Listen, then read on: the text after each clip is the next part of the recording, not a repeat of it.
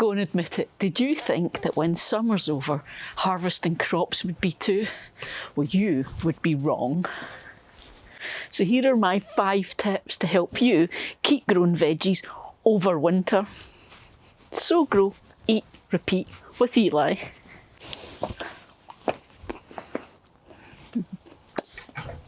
My first tip then is to grow with the season. It is fantastic that right now I'm still getting the last of my tomatoes, my peppers, my aubergines, etc. But I can't honestly expect to grow those in winter. I have to be growing crops that are winter hardy or frost hardy for me here in my garden.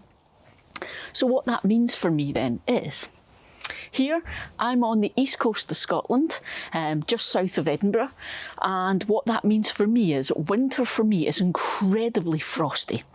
I'm on the coast so I don't get a lot of snow, but that frost can be quite hard going. Temperature wise, I'm looking at an average of about -6 in my garden. I have seen it go down to -14, but that's very uncommon. It's much more likely to be around the -6 mark. So I want to be growing crops that can cope with the cold and the frost. And for me, that tends to be a lot of the leafy greens. So for me then this year, I'm going to be growing things like lamb's lettuce and land cress as my salad leaves, both of which are very, very frost hardy.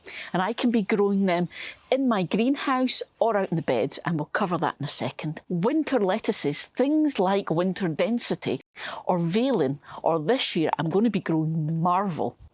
You can switch over to Chinese, Japanese greens.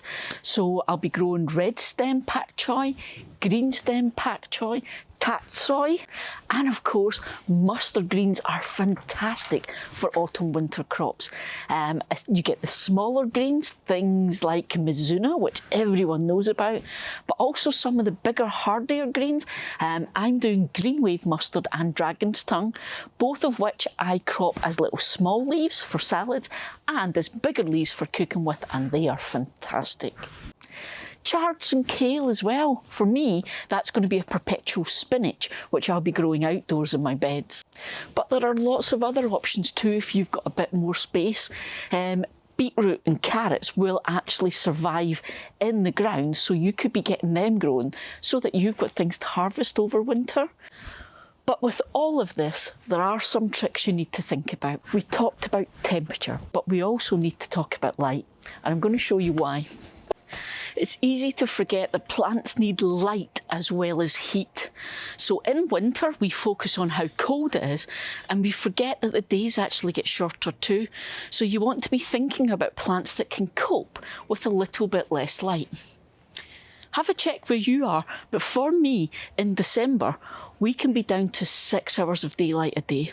So I need to keep that in mind with the crops I choose, and choose where I grow them so that they will get the maximum amount of light possible. My second tip is to make use of the space you've got.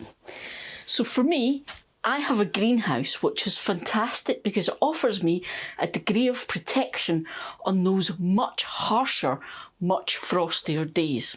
And I can be growing plants in here knowing they'll get that little bit extra protection. I can always use propagators and cloches and things in the greenhouse to increase that protection again. But the same goes for when you're growing outdoors. Even with all your fabulously hardy plants, on those days where it might just get a little bit colder and a little bit frostier than you hoped, you can offer them extra help with a little bit of cloching outside. I've got these fantastic hoops that I use, and I have the option that if I want, I can put covers on them to help protect my plants. Or I can use different types of cloches that are simply placed over the top of the plants that are growing, or even horticultural fleece, just to give that little bit extra protection. They don't always need it, but it's great to have the option. Not so much of an issue if you're growing outside, but if you're growing in your greenhouse, a great thing to think about is what you're growing in. If you choose to grow in small pots, you may find that that soil cools down very, very quickly and may even freeze. Whereas if you choose to grow in, say, beds, even if they're temporary raised beds like I use in my greenhouse, or large pots, there's something called thermal mass, which means that soil doesn't cool down as quickly, and when it heats up, it holds on to that heat much quicker. So you might want to think about growing your plants in bigger containers or bigger spaces rather than lots of small pots. Tip 4 is start early. I think this is one of the crucial elements people don't realise in the first years they're growing during winter. And it is the simple fact that over winter, as it gets cold, plants are going to really, really slow down their growth. And when it gets to proper cold, they will actually stop. So you're going to want to start your seeds off early. For me here in Scotland, that meant mid-August. Friends down south in England, maybe end of August, beginning of September.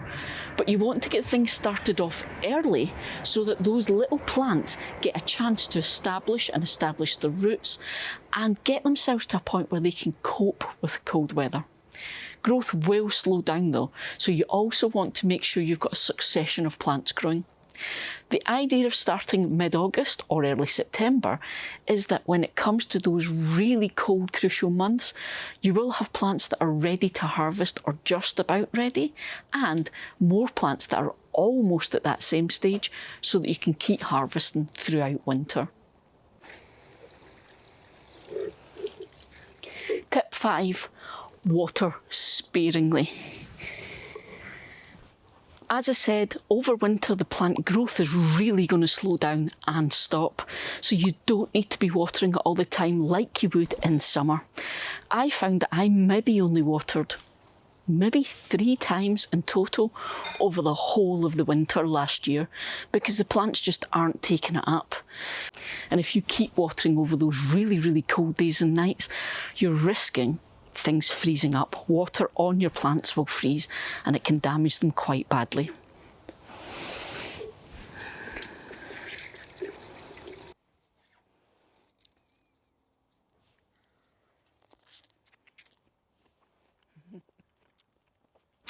For an extra bonus tip, don't harvest from your plants when they are frozen.